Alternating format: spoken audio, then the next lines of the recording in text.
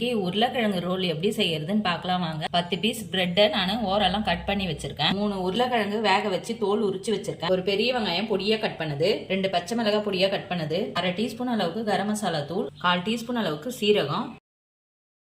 உருளைக்கிழங்க நல்லா மசிச்சுக்கலாம்.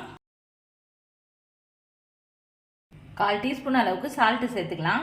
இதை நல்லா கலந்துட்டு நான் இந்த மாதிரி உருட்டி வச்சிருக்கேன். உங்களுக்கு எந்த ஷேப் வேணுமோ அது மாதிரி செஞ்சுக்கோங்க. மைதாவில் கொஞ்சமா தண்ணி விட்டு நம்ம பிரெட் ஓரம் ஒட்டுறதுக்கு கலந்து வச்சுக்கலாம். பிரெட் பீசஸை சப்பாத்தி கட்டையில வச்சு உருட்டி எடுத்துக்கலாம். இந்த அளவுக்கு மெலிசா உருட்டிக்குங்க. நம்ம செஞ்சு வச்சிருக்க உருளைக்கிழங்கு ஸ்டஃபிங்கை வச்சு ரோல் பண்ணிக்கலாம்.